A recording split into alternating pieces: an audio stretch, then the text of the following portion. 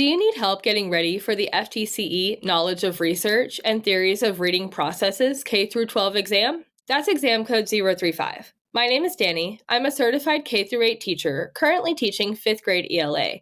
I'm also a test prep expert for Study.com. In this video, we'll go over testing strategies for 4 sample questions from this exam to help get you feeling confident on test day. Ready? Let's dig in. Which of the following would be considered most relevant when evaluating the validity of reading research? The research methodology and data analysis, the number of times the research has been cited, the length of the research paper, or the author's educational background. Let's break down the question. It's asking which of the following would be considered most relevant when evaluating the validity of reading research. In other words, what is the most important factor for determining how valid the research is?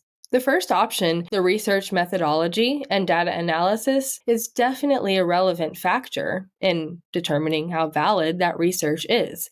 It's probably correct, but let's look at our other options just to be sure. The number of times the research has been cited does not make it more valid, so we can cross that one out. The length of the research paper, well, quantity does not always equal quality, so the length of the paper doesn't make it more valid either. The author's educational background. Well, if we're talking about specific research, we want our author to be educated, but that doesn't necessarily make the actual research more or less valid. So going back to the research methodology and data analysis, well, the validity of reading research is primarily determined by research methodology and data analysis. This includes the design of the study, the way the data was collected and analyzed, and whether the conclusions drawn are supported by the data. Researchers do not necessarily have to be well known or have an advanced degree to perform quality research. In most cases, it is the methodology that matters. Which of the following figures proposed schemata as a theory of cognitive development and learning? Was it John Locke, Jean Piaget, Noam Chomsky, or Francis Bacon? Back up to our question to break it down. It's asking us which of these figures proposed schemata as a theory of cognitive development and learning. Our first option, John Locke, was an English philosopher, most well known for political philosophy. We can cross him off. Jean Piaget, a Swiss psychologist, proposed the theory of cognitive development. This theory includes the concept of schemata, which can be defined as the mental structures children use to organize knowledge. This theory is often applied in reading instruction to help teachers understand how students process and understand texts. He sounds like our guy. Noam Chomsky is an American linguist and activist who is best known for his theory of universal grammar. This states that humans are born with the innate ability to learn language.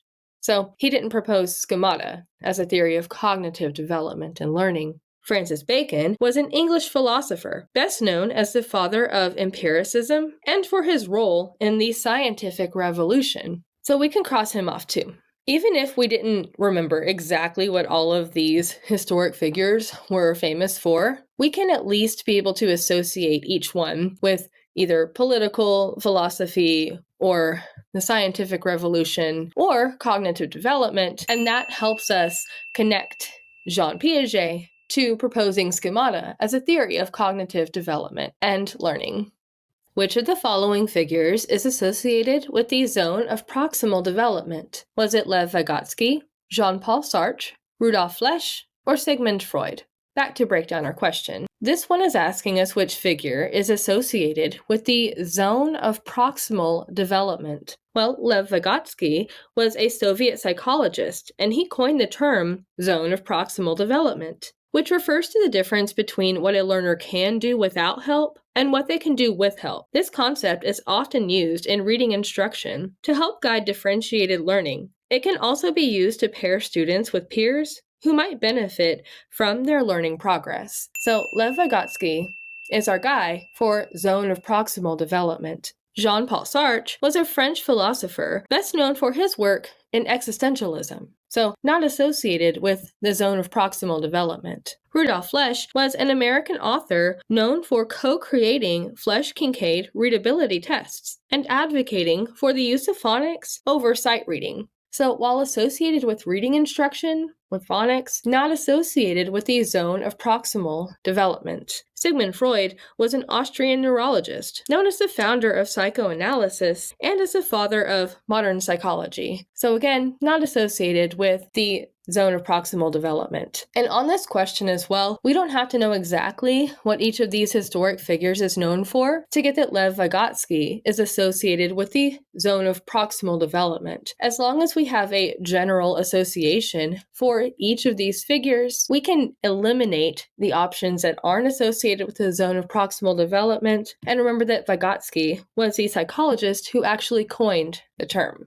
According to schema theory, it would be best for a teacher to approach a reading lesson on an unfamiliar topic by providing background information before reading, focusing on post-reading comprehension questions, incorporating phonics instruction, or pairing students off to read aloud. Let's find the keywords in our question here. It's asking us, according to schema theory, it would be best for a teacher to approach a reading lesson on an unfamiliar topic by providing background knowledge information before reading. Since schema theory contends that knowledge is organized into units, and in the context of reading, schema refers to the prior knowledge readers would reference when interpreting a text. When students are focusing on unfamiliar topics, it is helpful for teachers to provide background information to add to students' prior knowledge, aka pre-teaching, or providing background information before reading. Focusing on post-reading comprehension questions doesn't help with building prior knowledge. Incorporating phonics instruction doesn't connect to our schema theory. And pairing students off to read aloud also doesn't connect to the schema theory or help build background knowledge. Only providing background knowledge before reading gives that prior knowledge that students need to help with comprehension. I hope this video was helpful and that you're feeling more comfortable with how to approach the test. Check out more videos in this channel to get additional help for the test, and like and subscribe so you don't miss any of our new videos. You can also get lots of help preparing for this and many other exams on the study.com website. As a member, you can access short, targeted video lessons, extra study materials, personalized study plans, and hundreds of practice questions, just like the ones that we went over. Study strong, and all the best on your test.